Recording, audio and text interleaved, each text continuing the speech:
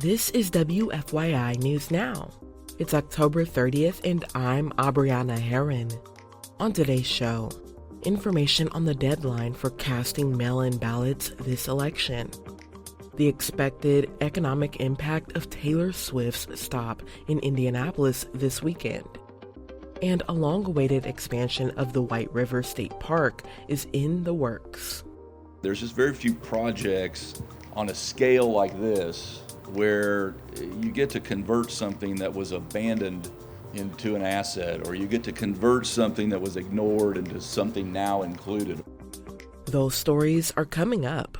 But first, early voting continues in Marion County. Over 53,000 residents have already cast their ballots. Early voting numbers are way up from where they were in 2022, but down from 2020 when there was a spike in early voting because of the pandemic.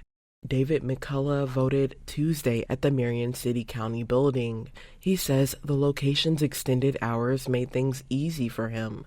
I biked down from Broad Ripple because I attend St. Luke's United Methodist Church, which is a wonderful place, but very, very busy. Many people went to vote there because the hours are more extended here and they started earlier. This was an easier process. To vote early, you need to be a registered voter in Marion County and present a valid photo ID. Polls are open every day of the week, and you can vote early at any of the county's 9 early voting locations. And Indiana voters who are casting mail-in ballots this fall must get those ballots back to their county election administrator by 6 p.m. on Election Day. Indiana Public Broadcasting's Brandon Smith reports on what you need to know about the vote-by-mail deadline. U.S. Postal Service leaders are recommending voters get their absentee ballots in the mail at least 1 week ahead of their state's deadline. For Indiana, that's Tuesday, October 29th. That's because Indiana does not count ballots received after 6 p.m. on Election Day, no matter when you put it in the mail or when it was postmarked. But you don't have to return your absentee ballot by mail. You or a family member can bring the sealed, signed voting envelope with ballot inside to an early voting location in your county or to your county election administrator's office. For Indiana Public Broadcasting, I'm Brandon Smith at the State House.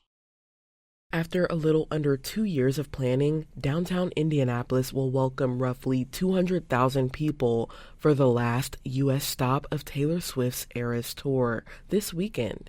WFYI's Elizabeth Gabriel reports on the economic impact of the pop star's 3 sold-out shows. More than 20% of concert ticket holders are from out of state. Organizations believe Indianapolis businesses could see an economic boost in the hundred millions. To prepare, the city invested 6 figures to pay for decorations, including a 300-foot decal of Taylor Swift on the side of the JW Marriott Hotel. They also changed some street signs to reflect album names in the Eras Tour. Chris Gall is the executive vice president of Visit Indy. He wants to make sure visitors have a good time in case they consider moving to the city in the future. And so the weekend as a whole is a testing ground to make sure people want to come back to our city. The hospitality industry has already seen more than a 200% increase for short-term rentals like Airbnb compared to the same weekend in previous years. I'm Elizabeth Gabriel. And for our final story today, a long-awaited expansion of the White River State Park is being realized. WFYI's Jill Sheridan reports projects along the banks of the river are coming together in a flurry of development. On one side of the White River, a new multi-use bridge is being built. On the other, the global headquarters for Elanco is nearing completion. In the middle, the first major expansion of the White River State Park. The skeleton of the old GM stamping plant will be restored and used as a community and event center. Indiana Governor Eric Holcomb says it's all coming together. There's just very few projects on a scale like this where you get to convert something that was abandoned into an asset, or you get to convert something that was ignored into something now included. $30 million grant from the Lilly Endowment supports the expansion project. The park will include extended trails, a riverfront theater, and art installations. I'm Jill Sheridan. That's all for today's episode of WFYI News Now.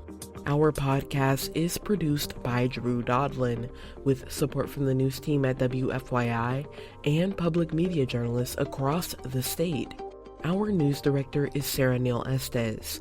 Kendall Antron produced our music, and I'm your host, Abriana Herron.